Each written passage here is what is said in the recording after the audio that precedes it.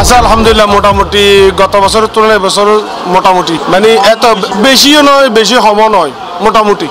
দেশি মোবাইল বেশি চলে মনে করেন এভারেজ জড়িয়ে আর তো দেশি জিবি আছে কাস্টমার ইদানিং তো মনে করেন গার্মেন্টস স্টুডিও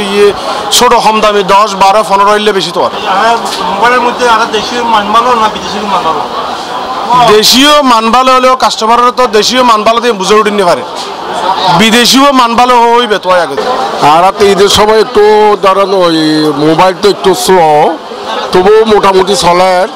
আর কি কাস্টমার একটু মোটামুটি ধরেন মোবাইল একটা আইটেমের একটু কম মোবাইল কেসিং মোবাইল চলে কেসিং চলে আর মোবাইল ন চলে কেসিং ন চলে আর কি তো ওই মোবাইলের কেসিং লাগান মানে সম্পৃক্ত আছে আলহামদুলিল্লাহ যথেষ্ট ভালো সেল তো অনেক ভালো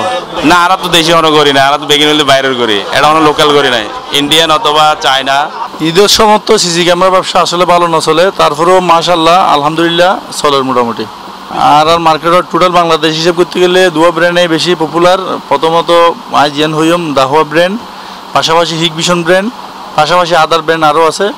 মোটামুটি এই দুয়া ব্র্যান্ডে বেশি চলে আমাদের হিগভিশন দাহুয়া দুইটাই বাংলাদেশে মোটামুটি ব্র্যান্ডের দিক থেকে ওয়ার্ল্ডের দিক থেকে হিগভিশন দাহুয়া দুইটাই ভালো চলে আর আগে ইলেকট্রিক গুডস বেগিং বাজার যা আছে ফেভার ফ্যান চার্জার ফ্যান আয়রন বিভিন্ন ইলেকট্রিক গুডস আছে বেগিং আছে এদের বাজার তো হর এবং জুতা সেটের মতো চাহিদা নাই মোটামুটি চাহিদা আছে আর কি সিসি ক্যামেরা ইলেকট্রিক জাতীয় ফ্যান वगैरह অল আইটেম আছে আর বিদেশ মানে চায়না জি চায়না রাউটার আছে তারপর সিসি ক্যামেরা মাউস তারপর ফ্যান তারপর লাইট তারপর স্পিকার